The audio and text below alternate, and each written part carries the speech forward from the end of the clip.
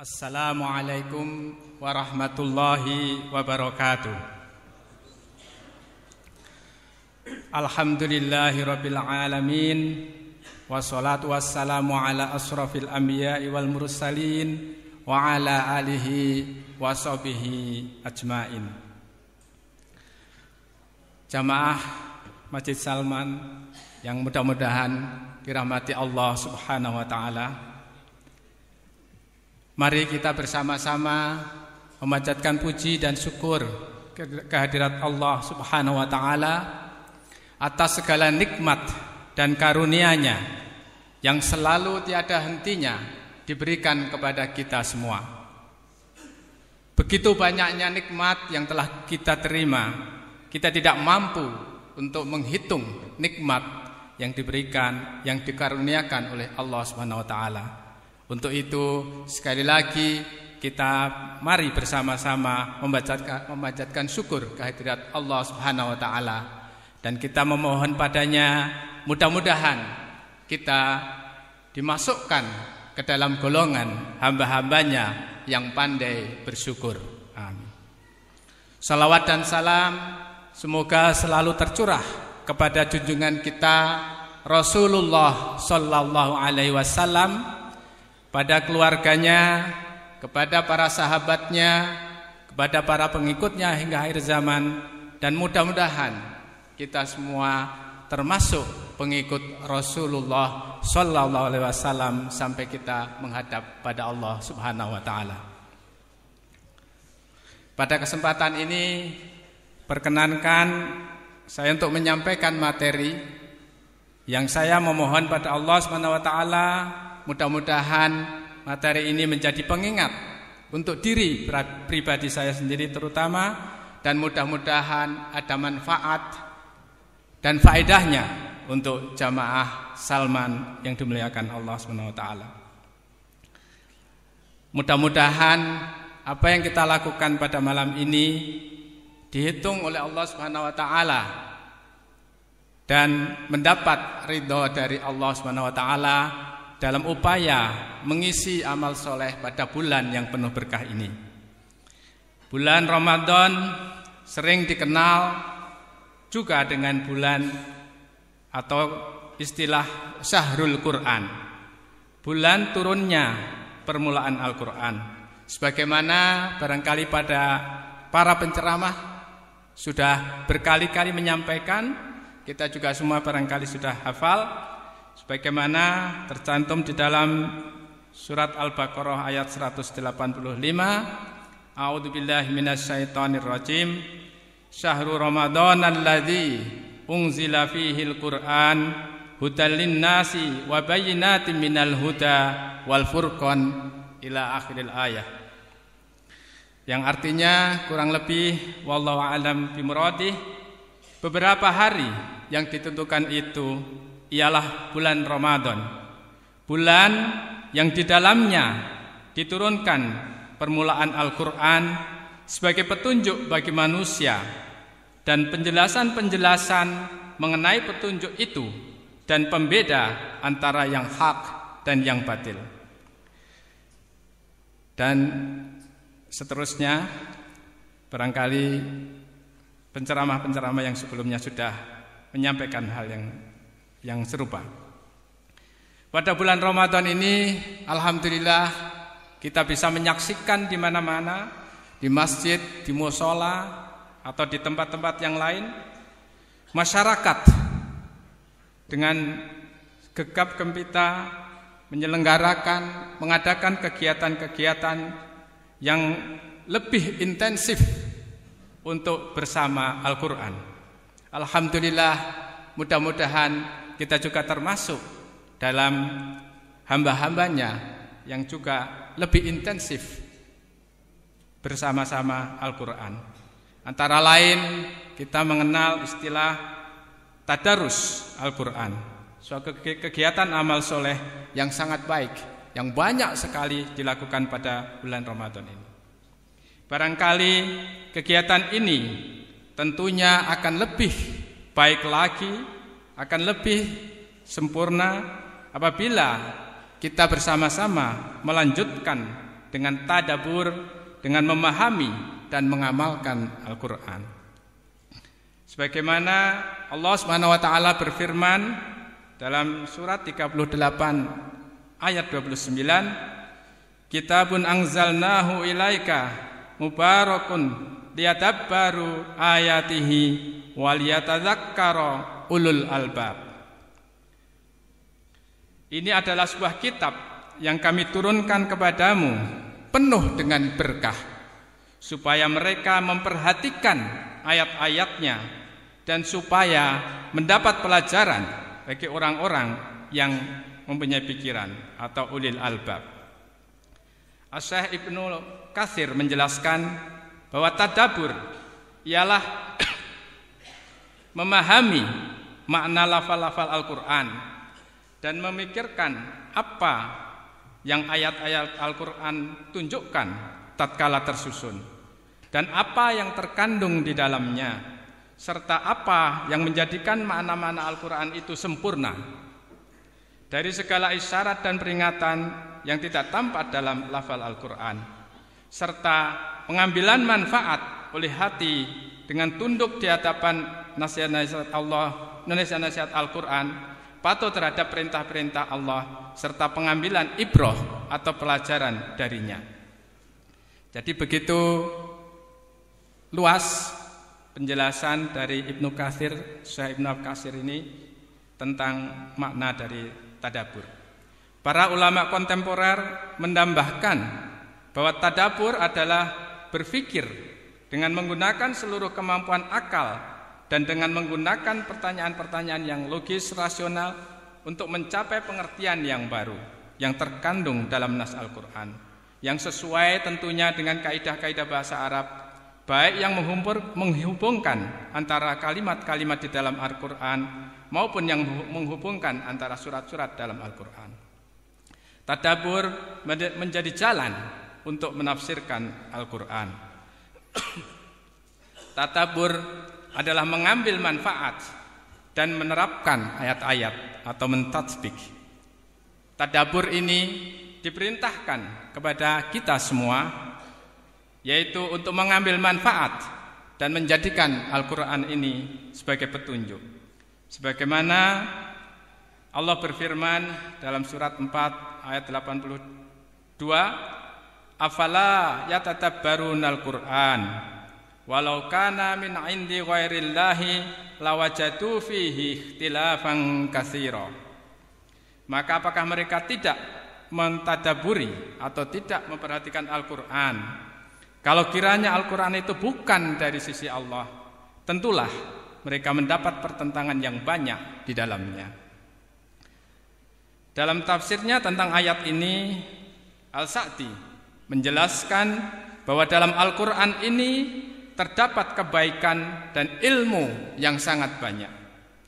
Di dalamnya terdapat petunjuk dari kesesatan, obat dari penyakit, cahaya untuk menerangi kegelapan, setiap hukum yang diperlukan oleh manusia dan dalil yang tegas tentang segala yang diinginkan, sehingga menjadikannya semulia-mulia kitab yang diturunkan Allah Subhanahu wa taala.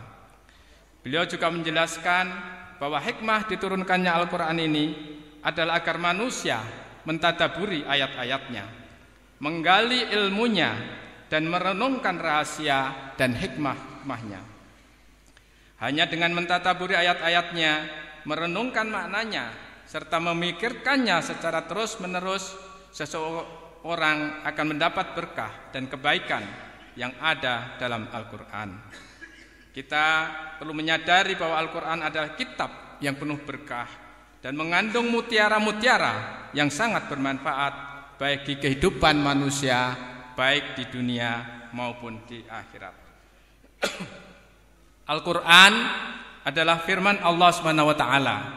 Tentu kita semua paham bahwa seluruh kalimat, seluruh kata, susunan kata-kata, susunan kalimat di dalam Al-Qur'an pasti merupakan suatu yang sangat istimewa, suatu yang sangat luar biasa, karena itu adalah firman dari Allah Subhanahu wa taala yang Maha mengetahui baik yang gaib maupun yang nyata. Dalam Al-Quran kita bisa lihat bahwa Allah memberikan banyak sekali petunjuk, banyak sekali ayat-ayat yang terkait dengan sains dan teknologi. Barangkali jamaah Masjid Salman sudah sering mendengar istilah dari yang sangat kecil, darrah, yang dulu diterjemahkan biji sawi, kemudian ada yang menerjemahkan atom, mungkin barangkali sekarang partikel elementer dan lain sebagainya. Itu dijelaskan dalam Al-Quran, disinggung di dalam Al-Quran, sampai pada benda-benda yang besar seperti bumi, matahari, dan bintang.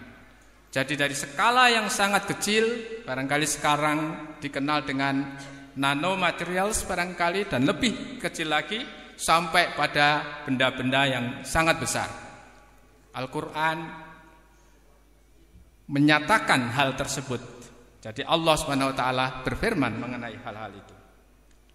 Kita juga dapat dengan mudah mendapatkan di dalam Al-Quran binatang-binatang, dari yang kecil, serangga atau nyamuk, kemudian semut, lebah, sampai pada gajah, unta, dan lain sebagainya.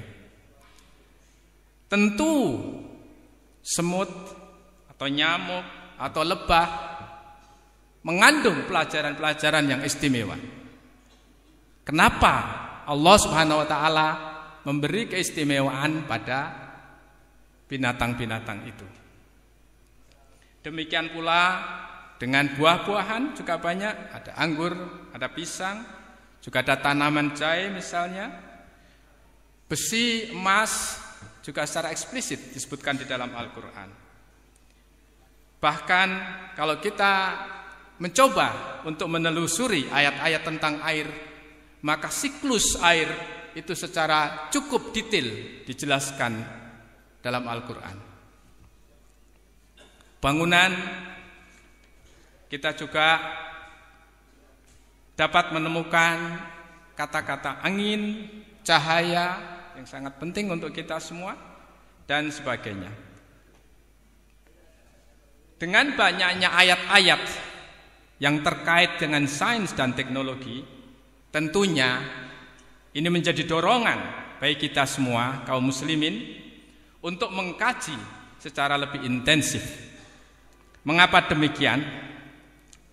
Ini barangkali kita bisa mengintrospeksi, kita bisa mengevaluasi diri kita masing-masing atau lingkungan kita, bahwa saat ini kajian-kajian, penelitian-penelitian pada bidang-bidang yang tadi disebutkan, pada objek-objek yang tadi disebutkan, yang tercantum atau dituliskan di dalam Al-Quran, umat Islam pada umumnya masih sangat lemah.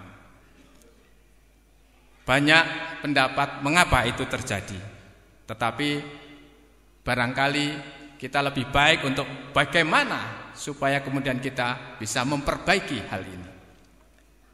Kitab kita, kitab suci kita mencantumkan hal itu. Allah Subhanahu wa taala mencantumkan itu, tentunya mengandung makna yang luar biasa. Tugas kitalah untuk kemudian mencoba mengkaji, mencoba memaknai, sehingga kita semakin dekat pada Allah Subhanahu wa taala, semakin mengagungkan kekuasaan Allah Subhanahu wa taala. Ini yang perlu kita usahakan. Karena pada sisi yang lain, kalau kita kemudian masuk ke dalam laboratorium, ke dalam pusat-pusat riset yang mengkaji tentang hal-hal tadi, pada umumnya agak jauh dari spiritual, agak jauh dari religius. Bahkan banyak yang kemudian termasuk dalam satu atmosfer yang sekuler, menjauhkan kita dari agama kita sendiri.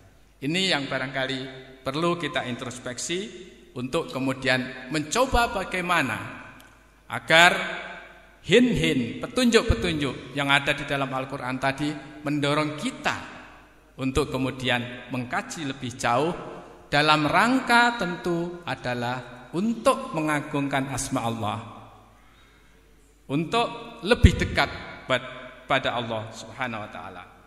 Semoga Allah Subhanahu wa taala berkenan memberikan kepada kita kesempatan untuk lebih dekat pada Allah Azza wa Jalla melalui ayat-ayat kauniyah tadi.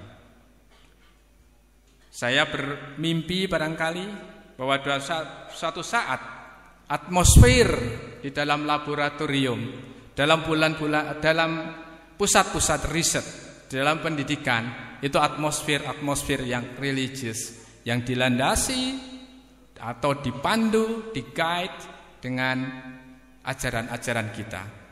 Sehingga di sana ketundukan kepatuhan kita pada Allah Subhanahu wa taala juga terlihat dari apa yang kita kaji. Ini barangkali yang mudah-mudahan kita semua dapat untuk bersama-sama mencoba ke arah sana. Pada kesempatan ini saya akan sedikit mengulas tentang mengapa kita penting untuk membahas satu bagian kecil, yaitu salah satu yang cukup banyak dijelaskan atau dituliskan di dalam Al-Quran, yaitu tentang bumi. Allah Subhanahu wa taala berfirman antara lain, A'udzubillahi minasyaitonirrajim, wa taral jibala tahsabuha jamidatan wa hiya tamurru marras sahab sunallahilladzi atqana kulla syai' innahu khabirum bima taf'alun. Dan kamu lihat gunung-gunung itu, kamu sangka dia tetap di tempatnya, padahal ia berjalan sebagai jalannya awan. Begitulah perbuatan Allah yang membuat dengan kokoh tiap-tiap sesuatu. Sesungguhnya Allah Maha mengetahui apa yang kamu kerjakan. Al-Quran surat 27 ayat 88. Di dalam ayat yang lain Allah berfirman, wa tasirul jibala sayra, dan gunung-gunung benar-benar berjalan. Al-Quran surat 52 ayat 10. Di dalam ayat yang lain kita sudah sering mendengar ayat tentang gempa yang beberapa kali dituliskan di dalam Al-Quran, bumi yang berguncang dan lain sebagainya. Barangkali salah satu dari hikmah, dari pelajaran yang dapat kita peroleh adalah bahwa bumi kita itu dinamis, tidak statis. Nah, bagaimana menjelaskan bumi yang dinamis ini? Barangkali kita perlu untuk belajar mengkaji bagaimana sebenarnya model dari bumi dinamis. Saat ini memang salah satu teori yang banyak dianut, yang banyak dijadikan sebagai acuan adalah teori yang dikenal dengan teori tektonik lempeng yang dikemukakan oleh Alfred Wegener. Alfred Wegener kira-kira 1915 sekitar itu mengemukakan teori ini, tetapi tidak begitu saja diterima. Baru kira-kira 1960-an, kira-kira 50 tahun teori itu mulai diterima. Tetapi beberapa tahun yang lalu, dan barangkali sekarang juga masih ada, beberapa ilmuwan yang lain masih kurang percaya dengan teori ini. Ada beberapa ahli yang berpendapat bahwa teori itu perlu ditinjau kembali. Artinya bahwa masih ada beda pendapat di sana. Memang ada beberapa hal yang masih belum dapat dijelaskan dengan baik oleh teori itu. Barangkali kita adik-adik barangkali yang tertarik untuk bidang itu dapat memberikan kontribusi yang signifikan dengan cara pandang yang berbeda, dengan cara pandang yang di-guide oleh ajaran-ajaran kita, agama kita, yang di-guide oleh Al-Quran. Bagaimana kita mengkaji, bagaimana kita mempelajari itu. Oleh sebab itu, walaupun kita belajar tentang sains dan teknologi, tetapi pemahaman tentang Al-Quran sebaiknya kita intensifkan juga, kita pertajam, sehingga mudah-mudahan satu saat bahwa ahli sains dan teknologi juga sangat paham tentang Al-Quran, sangat paham tentang nahwu sorof, balaghah dan lain sebagainya, sehingga memang apa yang dikaji itu dengan kehati-hatian, dengan pemahaman yang baik tentang Al-Quran, sehingga riset atau penelitian atau kajian tentang itu dengan atmosfer yang religius. Mudah-mudahan hasilnya akan berbeda dan mudah-mudahan juga menjadi amal kita semua saat menghadap Allah Subhanahu wa taala. Dari contoh kecil tadi kita bisa melihat bahwa dengan adanya perbedaan berarti masih terbuka model atau konsep-konsep lain yang mudah-mudahan ini dapat dilakukan oleh ahli atau ilmuwan muslim, sehingga suatu saat siapapun yang membaca tentang hasil-hasil itu kemudian merujuk atau mempelajari juga ayat Al-Quran, dan mudah-mudahan semakin dekat pada Allah Subhanahu wa taala. Demikian barangkali yang dapat saya sampaikan, mudah-mudahan ada manfaat dan faedahnya untuk jamaah sekalian, dan kalau ada kekeliruannya dan kesalahannya kami mohon maaf dan mohon diluruskan. Bila taufik wa hidayah, wassalamualaikum warahmatullahi wabarakatuh.